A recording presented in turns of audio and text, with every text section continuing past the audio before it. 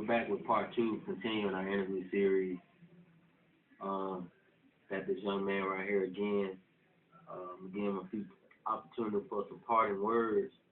But before we do, I did want him to tell y'all about, the environment that he sleeps in, his knowledge of the pre-Alabama movement, and our nonviolent peaceful protest for civil and human rights.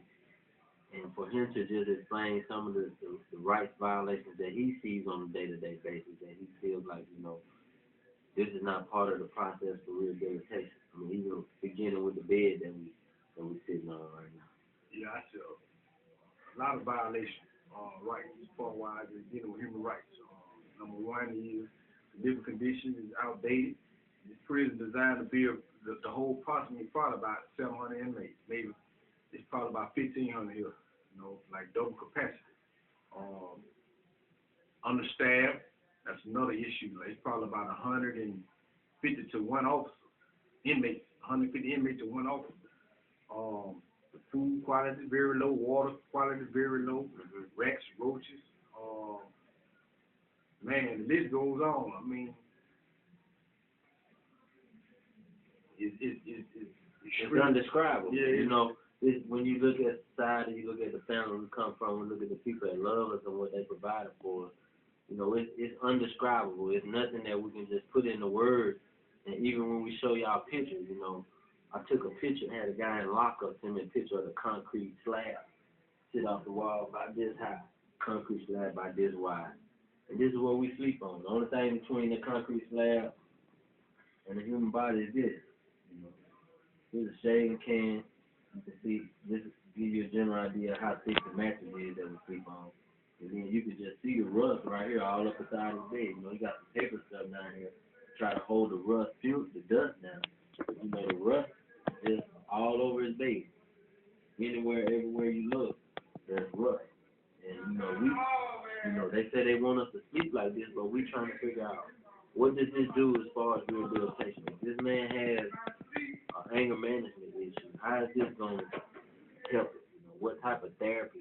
Where is the science for that coming from?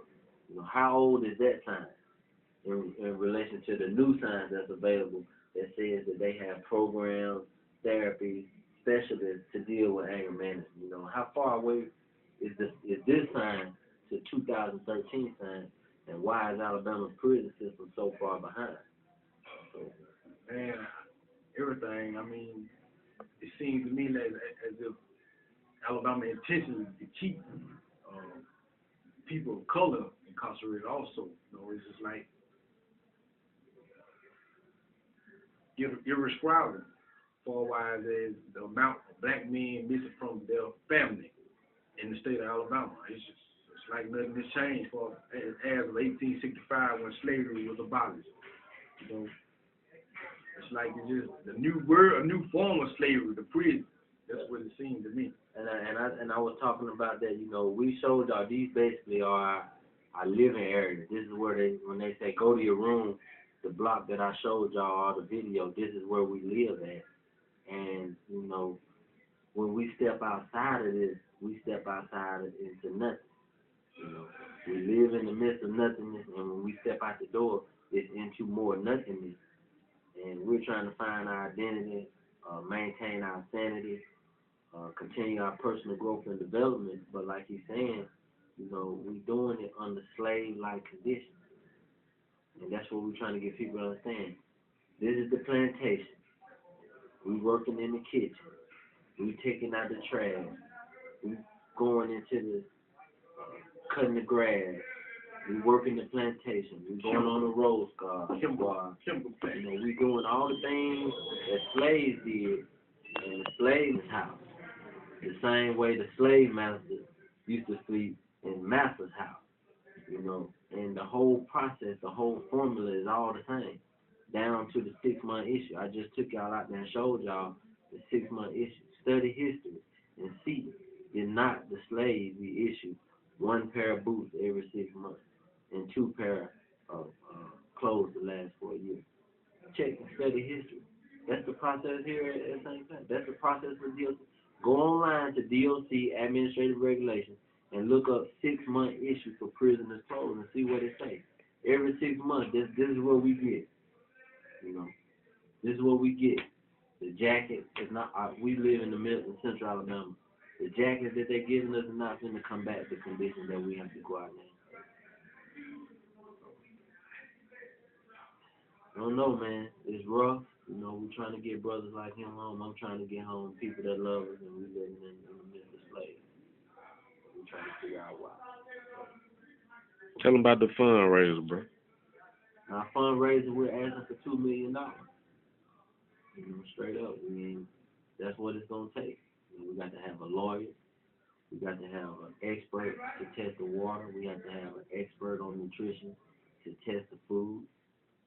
We have to have an air and soil quality expert, and we have to have an investigator.